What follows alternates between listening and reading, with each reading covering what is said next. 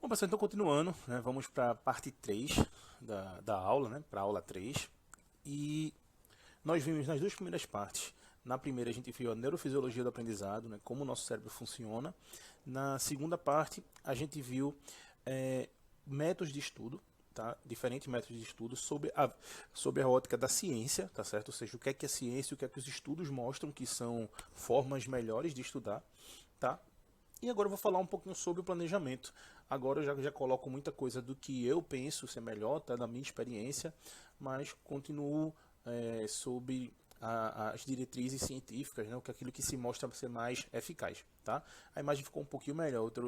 Entre a aula 2 e a aula 3, eu troquei para ter uma câmera melhor, né? Então, para você não ficar pensando que as outras duas era seu computador que não tava com a imagem boa, na verdade essa agora é que está com a imagem melhor, tá certo?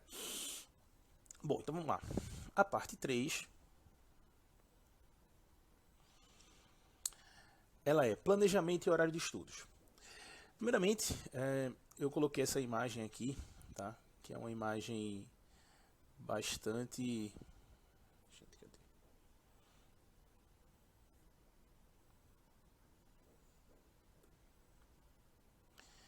Que é uma imagem, eu diria até chocante, né? Que muita gente tem uma visão de horário de estudos como alguma coisa mais ou menos assim. Vários horários, vários, assim, 11h30, 12, 13, 14, 15, cada espaçozinho descendo uma hora. Então, primeiro que eu já não gosto muito dessa ideia do horário ser muito fixo, tá? Ninguém consegue viver assim, vou começar às 11, vou começar às 13, exatamente, entendeu? A vida não é assim, você não consegue ser uma máquina. E principalmente, talvez você até consiga nos primeiros 15 dias, você não vai conseguir isso a longo prazo, entende?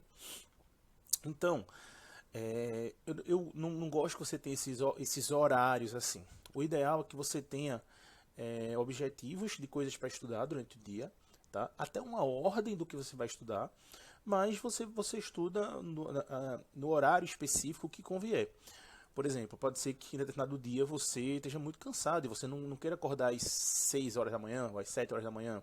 Você acorda um pouquinho mais tarde, sabendo que isso que você tem o que fazer, você tem coisas que você precisa fazer, que você precisa cumprir durante o dia. Né? Isso pode acarretar que você durma um pouquinho mais tarde, ou você reduza uma determinada quantidade de tempo de sono ou de, sei lá, de intervalo, entende? Isso tem que ser negociável. Não é negociável que você precisa ter uma carga semanal. Tá? Você precisa de uma carga semanal de uma quantidade de horas de cada matéria. Isso sim não é negociável. Mas a forma como você vai fazer, certos remanejamentos tem que ser permitido, porque a vida é assim. A gente precisa de tempo tempo não, a gente precisa de maleabilidade com o tempo. Né? Bom, eu vou comentar agora diferentes aspectos de como montar o planejamento. Não é só o horário de estudos, tá? A gente vai até montar um horário de estudos aqui, mas principalmente o planejamento, assim, você entender quais são os fundamentos, tá? Eu estou tomando muito cuidado nessa aula para não colocar coisas impostas. Tipo assim, você vai faz isso, você vai faz isso. Eu estou colocando para você diretrizes, eu estou colocando para você aquilo que a ciência julga como melhor, tá? Só que assim, as pessoas são diferentes, certo? Todo mundo é diferente, não existem duas pessoas iguais. Então, pode ser que determinada pessoa prefira um método, pode ser que outra pessoa prefira outro, mas contanto que se encaixe mais ou menos dentro da faixa de uma coisa que faz sentido. Por exemplo, uma pessoa vai e diz: Ah, eu sou muito diferente, eu sou uma pessoa muito diferente, então eu gosto de estudar 7 horas seguidas matemática. Veja, independente de você ser uma pessoa diferente ou não, você é um ser humano. Estudar 7 horas seguidas uma matéria não está dentro da faixa que faz sentido lógico. Porque você não vai conseguir manter a concentração por muito tempo, entende? Mas, por exemplo, se você opta por fazer 25/5, estuda 25 minutos para 5. Ou se alguém opta por fazer 45/15, por exemplo. Ou se alguém opta por fazer 1 hora para 20 minutos. Já é o limite, isso aí é o máximo. O mínimo seria 25/5. Então, assim, veja, nessa faixa eu sugiro até que você teste. Você veja aquilo que é melhor, que se encaixe melhor no seu jeito de ser. certo? Agora, se foge dessas faixas lógicas, aí sim começa a ser perigoso, né? Começa a ser arriscado. Bom, então vamos lá. Primeiramente, vamos falar sobre o ambiente de estudo, beleza? Veja, pessoal, o estudo em si, ele precisa ser individual, tá? Na maior parte do tempo, e ter alguns momentos para aquele estudo em grupo que a gente comentou na aula passada, né? Que na verdade é um momento em que você escuta o seu colega ensinar a você e você ensina ao seu colega, né? E vocês discutem, vocês geram dúvidas juntos, vocês tiram dúvidas juntos. Então é importante que tenha esse momento em grupo. No entanto, 80% do tempo não é em grupo, 80% do tempo o estudo é individual, né? Então, obviamente, você tem que ter um ambiente que seja propício a esse estudo. Não adianta nada você ficar estudando, por exemplo, na mesa de casa, na mesa de jantar da sua casa e ter pessoas passando. Na hora do estudo, aqueles minutos que você está estudando, eles têm que ser, você tem que eliminar ao máximo as distrações, tá? E eliminar as distrações hoje em dia não é fácil. Por exemplo, se você mantém o celular ligado, por exemplo, a tendência é que alguma distração surja ali. Talvez alguém ligue, talvez alguém mande uma mensagem e toque alguma notificação, alguma coisa. Ou, por exemplo, hoje em dia se estuda muito usando o próprio computador mesmo, um laptop. Mas aí, do nada, aparece uma notificação de um vídeo que você quer ver, ou, sei lá, você vai pesquisar alguma coisa na internet e ele sugere alguma coisa diferente, você acaba se distraindo, você acaba querendo saber mais sobre aquilo. Ou você se lembra de algum jogo que você queria saber o resultado, ou de sei lá, uma coisa do Big Brother. Ou seja, essas distrações você pode ter no intervalo. Não tem nenhum problema, por exemplo, você estudar, por exemplo, 45 minutos e no seu intervalo de 15 minutos você ir lá e dar uma pesquisada no que aconteceu no Big Brother ou dar uma pesquisada com o resultado de um jogo, como eu falei antes, né? Ou você, por exemplo, separar esses 15 minutos e assistir um episódio é, de, um, de uma série, sei lá, um Friends da vida que você gosta, alguma coisa que é curtinho, né? Então, assim, é muito salutar que você tenha a quebra, mas não a quebra de foco, mas não enquanto você está estudando, tá? Tem uma coisa até que eu acho que é interessante de fazer, tá? Mas aí tem que ser em ambiente controlado, que é o seguinte: o teu cérebro ele trabalha basicamente em duas formas. Ele tem um modo focado e ele tem um modo difuso, né? O modo focado é, por exemplo, no momento que eu estou estudando química, eu estou muito concentrado ali, a área do meu cérebro que guarda os conhecimentos de química está bem ativa. E as outras áreas estão menos ativas. Então eu estou focado, estou trabalhando só com a região específica do cérebro em uma quantidade muito maior do que as outras. E no difuso, não. No difuso é quando você não está muito focado, você está pensando em coisas muito diferentes. Estudos bem recentes mostram que a alternância entre o modo focado e o modo difuso pode ser benéfico para o conhecimento. Por quê? Vê, isso tem muito a ver com o que eu falei na aula passada, na parte passada. Lembra que as sinapses, na parte 1, na verdade, lembra que as sinapses e os caminhos pelo cérebro são reforçados pela repetição e pela associação? Então, quando você está no modo focado, você não está fazendo muitas associações. Você está ali focado, você está muito usando o universo da química que existe dentro da sua cabeça. Quando você está no modo difuso, você está pegando outras áreas, entende? Você está pensando em coisas diferentes. Então, por exemplo, eu acho muito salutar que você, por exemplo, ao ter dificuldade em entender um determinado conceito, por exemplo, que você já tentou tal, eu acho muito salutar que você, por exemplo, vá caminhar, que você fique em pé, você vá para um quadro, por exemplo, né? Eu gosto da ideia de você ter um quadrozinho lá que você levanta, aí você anda pela casa. Eu mesmo funciono muito assim. Quero pensar numa solução para uma coisa, eu vou lá, ando, vou ali, volto, não sei o quê, desço, subo. Ou seja, eu faço o meu jeito, dou meu jeito para que o cérebro entre em modo difuso e esse modo difuso ajuda no modo focado. Sem falar que o modo focado cansa muito, né? E você entrar no modo difuso, por exemplo, nesses intervalos, ou sei lá, algumas vezes por dia você tentar pensar nos assuntos, mas em um ambiente não de estudos, mas num ambiente, numa caminhada, em alguma coisa do tipo, é muito bom. É algo bastante salutar, contanto que você não perca realmente o modo focado. Quando você estuda bastante no modo focado, o que acontece? Seu, seu, seu cérebro, ele começa a ter muitos disparos, muitas sinapses no mesmo lugar. A tendência é que haja uma espécie de saturação da capacidade de reprodução de informações daquela região. Por quê? Lembre-se, para cada impulso nervoso eu tenho uma despolarização, né? Depois uma repolarização. Então, nessa despolarização, repolarização, às vezes os íons que entram não são a mesma quantidade que saem. E às vezes começa a ter um estado hiperpolarizante que você não consegue mais despolarizar, ou que você tem dificuldade para despolarizar. Bom, eu falei de forma bem científica, mas dá para a gente entender de forma bem natural isso, que é, obviamente, se eu estou estudando muito um determinado assunto, a tendência é que eu vou cansando, o cérebro, aquela região vai cansando de ficar no modo focado naquele mesmo lugar. Então, é muito salutar que entre um horário de estudos e outro, você mude o foco, você mude a área que você está trabalhando. Então, por exemplo, você está estudando matemática, não é salutar que o próximo assunto seja física. O ideal é que o próximo assunto dê uma quebrada. Talvez bota biologia no próximo assunto, ou alterna com alguma coisa de português, ou alterna com história, ou alterna até com química. Por exemplo, eu nunca coloco matemática e física junto. Nem coloca, sei lá, 3 horários, matemática, física e química, o bloco no mesmo turno, assim. É muito cansativo, é sempre bom dar uma quebrada. Dar uma quebrada para dar uma descansada.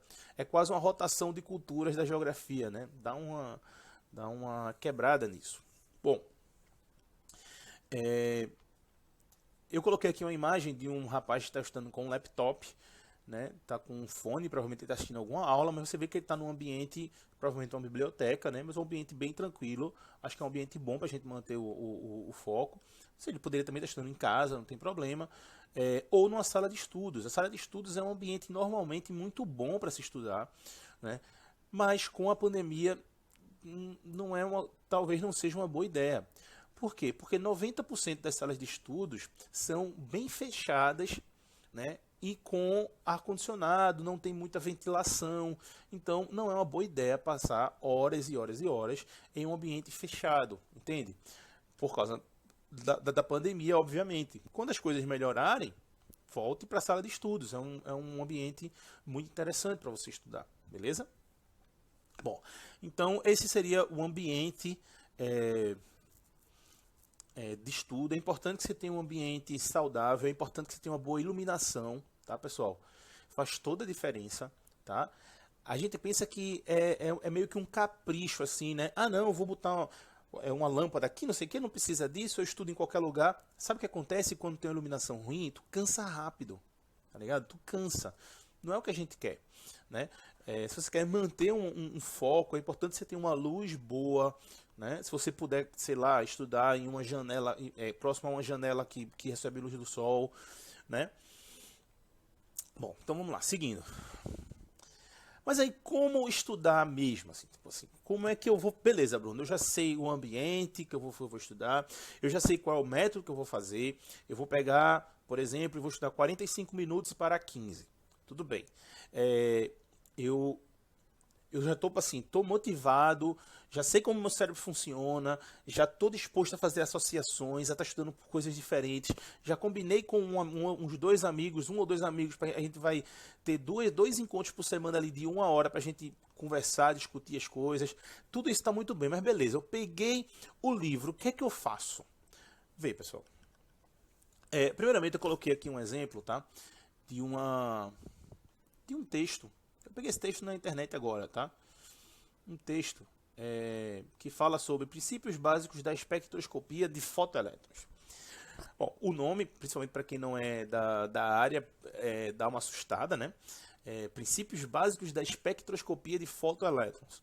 Mas isso é um assunto muito estudado na atomística, né?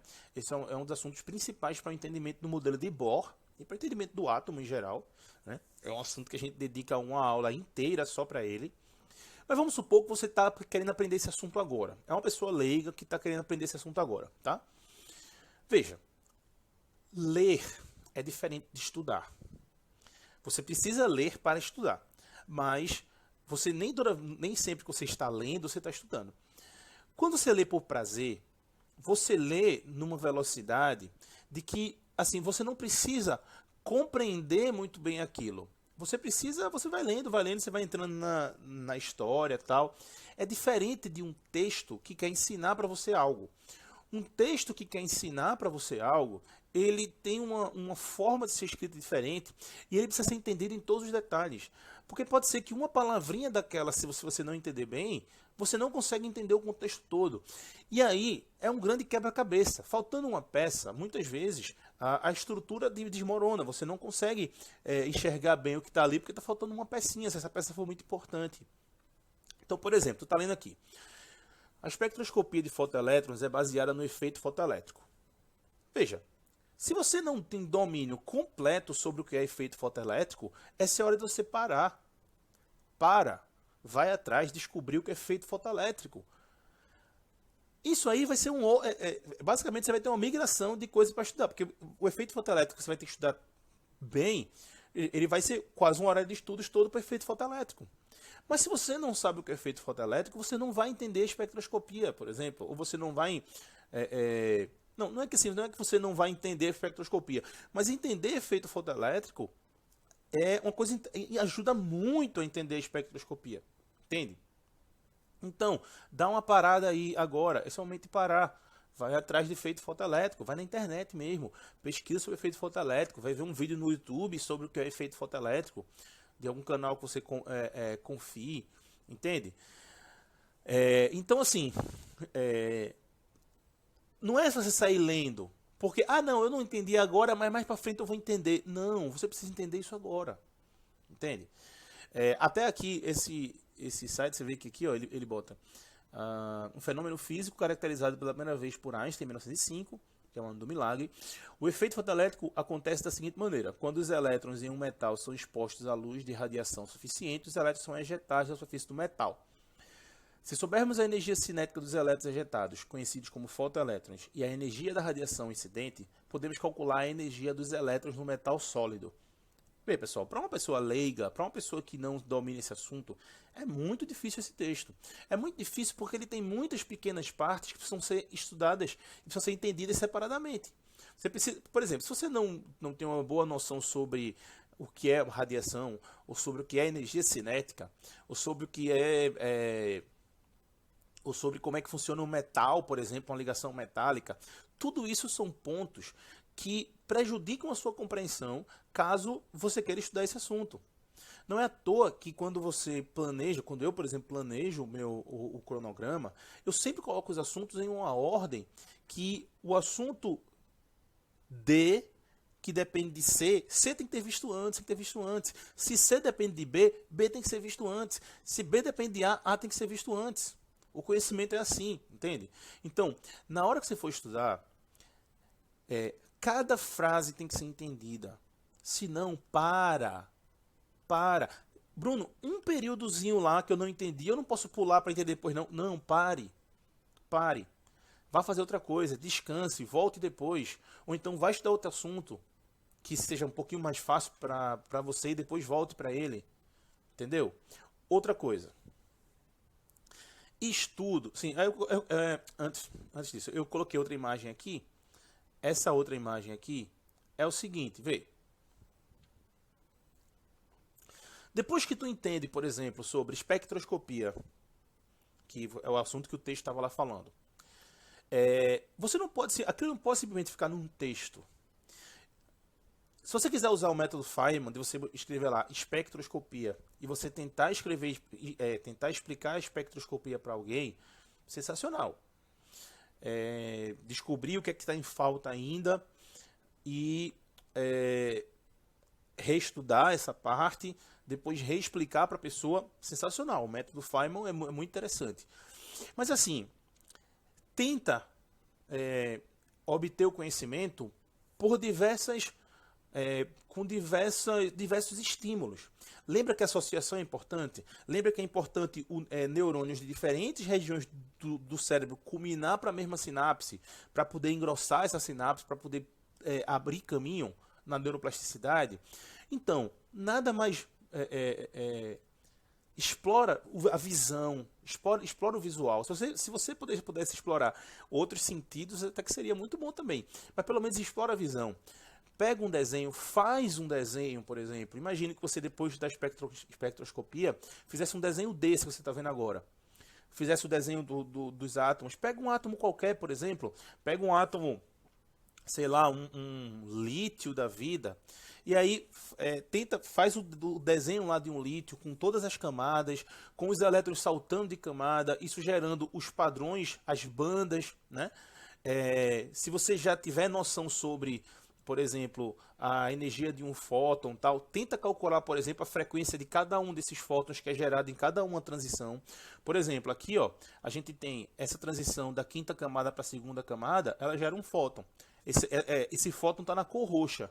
Aqui no desenho está roxo. Mas será que é roxo mesmo? Tenta descobrir, por exemplo, qual é a energia dessa camada, dessa quinta camada. Se esse átomo aí for o hidrogênio, essa quinta camada, você acha facilmente a energia dele na internet. Até a quarta camada tem, inclusive, na camisa do nosso curso, né? Que é menos 0,5 eletronvolts. E a segunda camada é menos 3,4 eletronvolts. A diferença entre os dois é 2,9 eletronvolts. Converte eletronvolts para Joule. Aí depois acha qual é a frequência da onda. Depois vai lá no espectro eletromagnético e vê se essa frequência dessa onda ela é roxa mesmo. Entende? Claro que o aluno agora, por exemplo, sei lá, quem está assistindo isso aqui, que nunca estudou esse assunto, vai ficar, meu irmão, que viagem da porra. Mas quem está inserido nisso, quem está estudando nisso por vários livros, por vários, discutindo, tá inserido nesse universo. E você conseguiria chegar nesse nível. Esse nível você só chega fazendo muita associação, fazendo repetições, lendo por livros diferentes, beleza? Então, espero que você tenha entendido como é o estudo, assim, prático, né? Como você deve fazer o estudo prático. Deve ser de forma a leitura ser o mais esclarecedora possível, certo? Com o entendimento total das informações. Sempre que houver algo que você não entender ali, que você acha que é importante, pare, vá estudar aquilo, vá descobrir o que é aquilo e depois volte. E tentar sempre estimular várias áreas. Talvez até com o cérebro em modo difuso. Talvez até indo para um quadro, fazendo um desenho no quadro. Pega os lápis de cor e faz um desenho colorido, faz alguma coisa assim, tá? Bom, talvez nessa hora muita gente esteja se perguntando o seguinte: ô Bruno, eu poderia fazer um mapa mental, por exemplo? Veja, eu tenho algumas coisas para falar sobre mapa mental. Primeiro, mapas mentais não têm um desempenho muito bom nos estudos, né, como sendo um método de estudo muito eficaz. Quem faz o mapa mental se beneficia bastante. Quem lê o mapa mental de alguém não se beneficia quase nada. Para não dizer nada, é quase nada. Porque lembre-se, ler o mapa mental de alguém é passivo, não funciona. Criar o mapa mental é ativo, funciona, tá? Mas cuidado, pessoal, mapas mentais são muito mais usados quando você quer fixar uma memória, tá? Ele não é tão importante para uma compreensão das coisas. Lembrando que para vestibular, a compreensão é mais importante do que a memória em si, tá? Então cuidado para não achar que a tua vida aí é ficar ler, aí termina ler de novo e faz um mapa mental e acha que aquilo ali memorizou, tá longe do que você precisa entender as coisas, beleza? Bom, então vamos lá. Agora vamos ao horário de estudos propriamente dito, né? Bem, eu já botei aqui mais uma vez, né, esse jeito assim de fazer, né? Tipo 0, 1, 2, 3. Eu fico impressionado. Isso aqui foi uma que eu peguei na internet agora de um cursinho que dá isso aí para os alunos fazerem o seu horário de estudos. Meu irmão, tem tipo 0, 1, 2, 3, 4. Que bexiga é isso? Ele acha que a pessoa vai botar aqui de 2 horas da manhã vai botar física, de 3 horas vai botar história. Tipo, que negócio desnecessário. Pra que botar as 24 horas? Parece que tá querendo dizer assim, né? Que tipo, a impressão que passa pro aluno é: você tem que usar todos os horários, assim, tipo, Pode ser que uma pessoa queira estudar de madrugada e tal. Não tem nenhum problema se uma pessoa tem um ciclo, tem um ritmo circadiano que faz com que ela estude de madrugada. Não tem nenhum problema, contanto que ela tenha as horas de sono que ela precisa, tá? Eu vou falar um pouquinho mais sobre sono, essas coisas na última parte, na quinta aula, tá bom? Então, obviamente, a gente não vai usar essa planilha aqui como horário de estudos, tá? Eu vou botar aqui vou fazer um horário de estudos, eu deixei aqui uma base, tá? Vamos fazer um horário de estudos agora. Você vê que ficou um pouquinho escuro aqui, é porque eu tive que cortar porque faltou luz aqui em Olinda. Mas vamos seguir, o computador está com bateria, vamos pegar o fio da meada e terminar essa parte da aula. Veja, eu deixei aqui uma tabela base de horário de estudos, né? Você vê que ela não tem esses horáriozinhos, esses tópicozinhos, né? De 7, 8, 9, né? Aqui eu vou colocar o seguinte, tinha esquecido de botar Esqueci de botar segunda, terça, quarta. Segunda, terça, quarta, quinta, sexta, sábado, domingo, tá? Aqui obviamente seriam os turnos, né? Manhã, tarde e noite. Veja, primeiramente seria bom você posicionar os horários que você iria assistir às aulas, né? Você provavelmente faz cursos, independente do curso ser presencial ou online, você vai ter os horários que você vai assistir às aulas. No online você tem a vantagem de poder programar em que horas você vai assistir a aula ou se você vai assistir em partes. Por exemplo, na Alquimia a gente vai publicar as aulas desse ano na terça-feira. Então você pode planejar, por exemplo, ver, sei lá, Química na terça mesmo e ver Física na quarta, por exemplo. Lembrando que você tem que entregar o plano que ocorria até às 11h59 da quinta, né? Mas de todo jeito você tem esses 2 dias aí que você pode se posicionar. Vamos supor um aluno que faz os nossos 2 cursos, né? Obviamente esse horário serve para caso você não seja meu aluno nesse caso, né? Então vamos lá, vamos botar de azul aqui o horário das aulas, tá? Vamos supor, vamos imaginar que se você faça, sei lá, biologia aqui na segunda tarde, vamos supor que na terça pela manhã você dedique para assistir a aula de... a quarta tarde você dedique para assistir a aula de química, por exemplo. Vamos supor que você quer assistir física na quarta de manhã, por exemplo, tá? Vamos supor que matemática é na quinta, estou botando os horários aqui, tá? E vamos supor que você assiste humanas na sexta tarde, por exemplo. Sei lá, português na quinta tarde. Pronto. Vamos supor que isso aqui são os horários dedicados para as aulas, tá? Porque mesmo que a aula tenha, por exemplo, no meu curso, a aula tem uma duração em volta de 2 horas, quando soma todas as partes, mas você para, você às vezes volta para ver o raciocínio, você escreve durante a aula. Então assim, acaba que você chega a usar praticamente um turno todo dedicado àquilo, né? Bom, o que é que você vai fazer agora? Você vai pegar simplesmente e colocar seus horários livres. Vamos supor aqui que a pessoa vai querer, por exemplo, o sábado à noite, o domingo à tarde e o domingo à noite livre, tá? Eu gosto que sejam 3 horários livres. E aí, bom, bota um horário para redação, tá? Uma metadezinha de um turno para redação, para dedicar a redação. Você tem o tempo de pesquisar e tem a própria redação em si, né? Vamos supor que se você quer fazer a redação no domingo pela manhã, por exemplo. O que é que você vai fazer agora? Agora você vai, tudo que sobrar aqui, dá para você colocar os horários. Como assim? Vamos lá. Cada turno desse aqui dá para encaixar 3 horários, né? Dá para encaixar até 4. Por exemplo, se você fizer 45, 15, mas fica muito, né? Fica 4 horas, assim, 3 eu acho que é o ideal, tá? Então, ó, você dá para botar 3 horas aqui, dá para botar 3 horas aqui, dá para botar 3 horas aqui, tá? Desculpa aí, pessoal, não tem muita habilidade nessa mesa aqui, tá? Mas eu achei de como é que tu dá, para quem não me conhece, como é que são as aulas do curso? São no quadro mesmo, tá?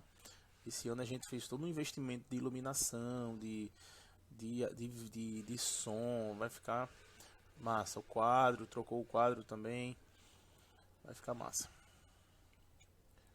Pronto, veja, vou botar mais um aqui. Olha o que eu fiz, eu botei dois horários, dois horários à noite, tá? A noite não pode ser tão pesada também. 3 da tarde, 3 de manhã, tá certo? Ficou muito legal esse aqui, porque o máximo de horas que a pessoa está estudando no dia são 6 horas aqui no sábado. Mas, ó, 5 horas, aqui 5 horas, aqui 5 horas. Nós temos 5 horas é uma boa quantidade de horas, tá? 5 horas concentrados, né? Bom, e aí o que você faz? Aí, velho, é praticamente aleatório o posicionamento.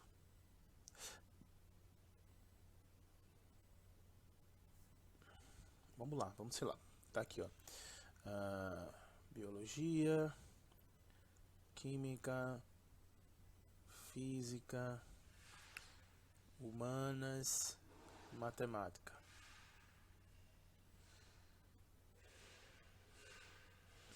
Aqui, sei lá, física, humanas, matemática, biologia, química. Aqui, química, matemática, biologia, física, linguagens, por exemplo, matemática, química, biologia, física, humanas, matemática, química. Vê, aí quando chegar no finalzinho assim, eu já vou começar a contar, tá? Matemática, 1, 2, 3, 4, 5. Seriam 6 horários no mínimo, né? Então vamos botar aqui, ó, 6 horários, dá pra botar até 7, eu acho. Matemática todos os dias. Todos os dias. Ótimo se fosse matemática todos os dias. Física, 1, 2, 3, 4. Vamos botar 6 no mínimo, tá? Então, ó, vou botar física aqui. Eu vou apagar esse aqui de matemática.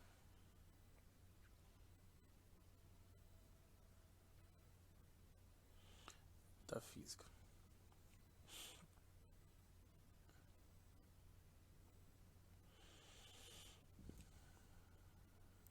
Biologia tem 4 já, né? 1, 2, 3, 4. Acho que tá bom. Vamos botar aqui. Humanas tem 1, 2, 3. Tá bom. Vamos botar aqui, então, linguagens. Vamos botar biologia. Química, quantos foram? 1, 2, 3, 4, 5, 6, né? E pronto, vamos botar mais um de matemática aqui. Bom, então, temos aqui, vê como ficou.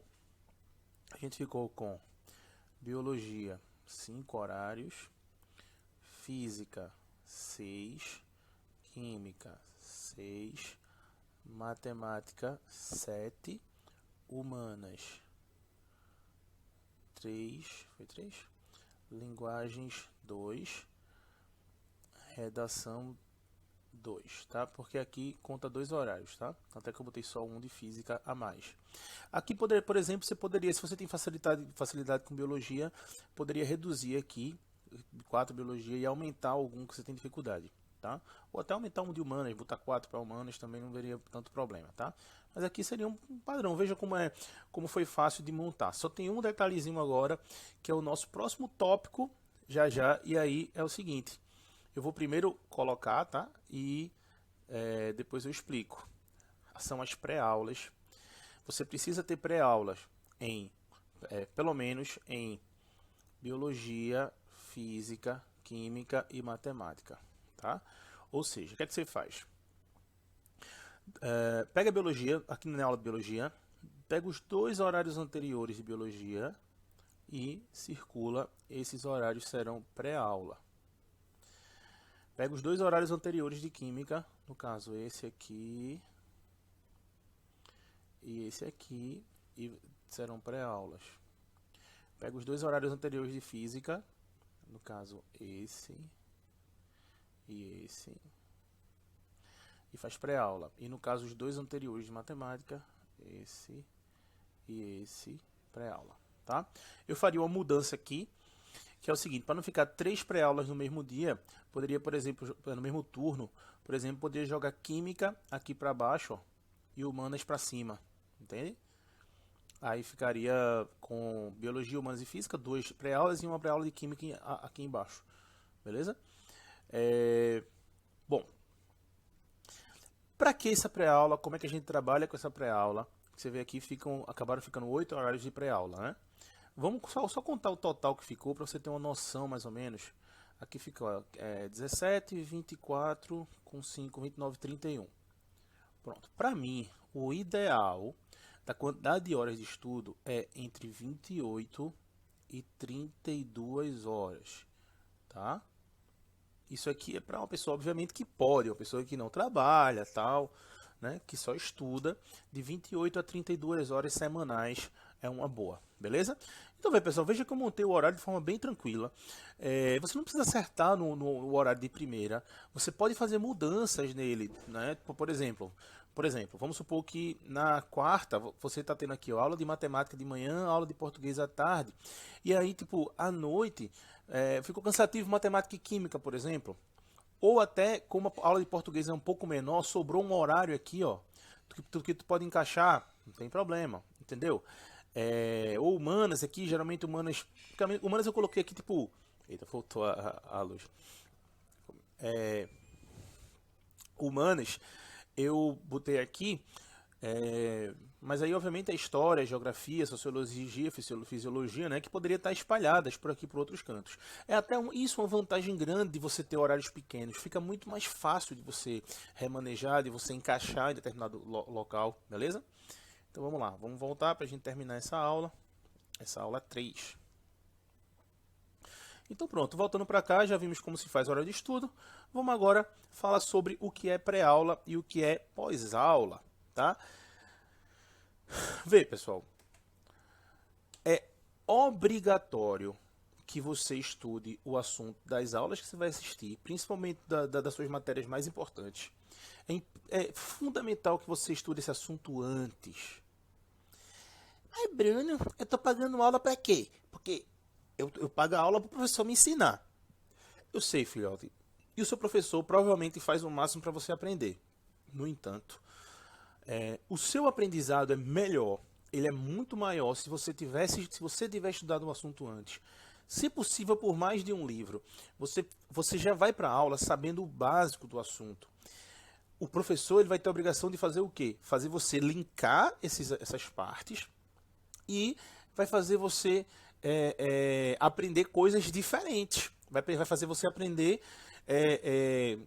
detalhes do assunto, já que o básico você não precisa ocupar o seu cérebro para isso, beleza? Então é fundamental o estudo pré-aula. Pronto, então se eu estudei o estudo pré-aula, eu estudei bastante a aula antes, aí eu assisto a aula, eu preciso estudar depois ainda? O estudo é diferente depois da aula. Depois da aula, o estudo já é focado em compreender aquilo que foi visto, assim, encaixar tudo bem direitinho, descobrir os conteúdos que não estão muito bem fixados ainda, né? É para você reestudar ou você procurar uma outra fonte. Serve para você fazer associações.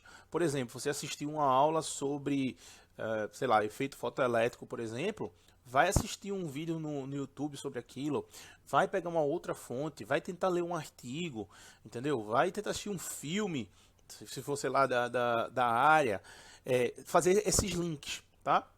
Então, as características do assunto pré-aula e pós-aula. Vamos aproveitar que eu tava que eu tenho esse negocinho aqui, para fazer uma coisinha aqui que eu gosto bastante de explicar. Deixa eu ver se eu abro outro aqui.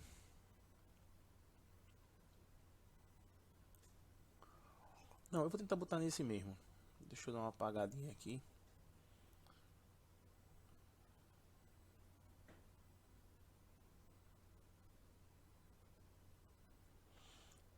Sim, pessoal, isso é bem maleável, tá? Por exemplo, pode ser que em uma semana você precise de mais de 2 horas para fazer pré-aula. Tá, coloca 3 pré-aulas. Entende? Quanto mais pré-aula você fizer, menos pós-aula você vai precisar. Bruno, e se ainda assim eu precisar de muito pós-aula porque eu não consegui entender bem o assunto, não sei o quê, não tem problema, você aumenta um horário, você tira um horário de linguagem, tira um horário de humanas, tira um horário de biologia, tira um horário livre, não tem problema, né? Faz essa negociação, ou pega um desses dias que a aula pega menos do que um turno inteiro e encaixa um horáriozinho a mais ali, tá? Bom, como é que seria então? A pré-aula,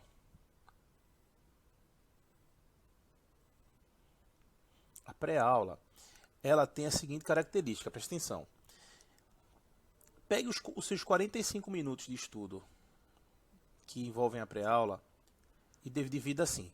Sempre os primeiros 5 minutinhos ali, não precisa ser de relógio 5 minutos, mas o início, sempre você vai revisar, dar uma revisada no assunto anterior. E isso colabora com a revisão espaçada, isso colabora com o fortalecimento com a neuroplasticidade. Depois, muito estudo teórico, tá? A pré-aula tem muito estudo teórico.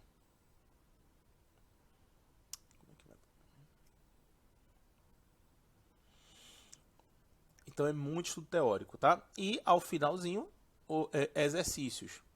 Exercícios do próprio livro, tá? Esse estudo teórico aqui é por livro, pessoal, nunca por apostila. Nunca por apostila, tá? Não importa o quão boa essa apostila é, ela com certeza é um resumo de um livro ou de livros, tá? O nosso objetivo não é o quê? É pegar várias fontes e construir a nossa verdade. Então pega vários livros, pega 2, 3 livros, pelo mínimo 2, estuda o assunto pelos 2 livros e você faz a sua apostila. Você escreve, você faz o que constrói o seu conteúdo, entendeu? Como se você estivesse escrevendo aquele capítulo. Para quem nos conhece no Alquimia, nós não temos conteúdo teórico na apostila. A apostila quem faz é você. Nós temos muitos exercícios. E esse ano a gente vai ter os objetivos, né? A gente vai... você vai ter a cada aula os objetivos de conteúdo. Por exemplo, dominar o entendimento de não sei o que, não sei o que, não sei o que lá. Então você já vai saber... Não é só o tópico, você vai para a aula já sabendo qual é o conteúdo que você vai ter que dominar, tá? Esses conteúdos vão ser os que a gente vai mais trabalhar nas tutorias. Por exemplo, Bruno, eu gosto muito de monitoria, não sei o que, tal, não tem problema, você vai fazer monitoria, sei lá, 1 vez, 2 vezes por semana, né? 1 horinha ali, 1 hora num dia, outra hora no outro. Vai fazer tutoria, por exemplo, a tutoria comigo vai ser na quinta-feira à noite. Então você já tiraria um horáriozinho desse aqui, ó, desse aqui, e você deixaria livre para fazer a tutoria, e você migraria para outro lugar, entende? E o pós-aula, Bruno? Beleza, eu entendi como é o pré-aula. Como é o pós-aula?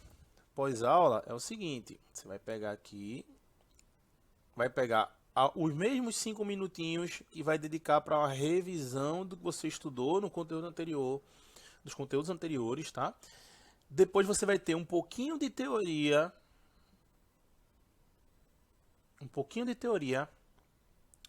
Que teoria é essa? É aquilo que não ficou ainda claro nem na pré, nem na aula. E depois bastantes exercícios, tá? Aqui pode ser mais exercício do livro ou pode já entrar nos exercícios da apostila, tá? E eu acho legal que você pegue, pelo menos para física, química, matemática, biologia, você pegue um desses horários, desses 6 horários aqui. Não sobrou 4 horários pós-aula? Então você pode dividir, pegar 1 ou 2 desses horários e ser exclusivamente para fazer exercícios da apostila, tá? Tudo isso, pessoal, você vai moldando a forma como você é e as suas necessidades, tá? Vai ter gente, por exemplo, que vai precisar de 10 horas de matemática numa semana. Vai ter gente que vai precisar de menos, 4 horas de matemática numa semana e vai precisar de, sei lá, 8 horas de física, 8 horas de química, entendeu? Bom, então vamos lá, voltando para lá, já vimos pré-aula e pós-aula. Acho que encerrou, né? Pronto. Então é isso, pessoal, com essa imagem horrenda aqui, né? Deixa eu ver, tem mais alguma coisa? Pronto, foi isso. Então, encerramos a aula 3, tá? Espero que vocês tenham gostado. Essas 3 são as maiores, as próximas 2 serão um pouco menores, tá? Mas é isso mesmo, o conteúdo está ficando extenso, mas está ficando bom, está ficando denso. Eu espero que vocês estejam gostando. Até a aula 4.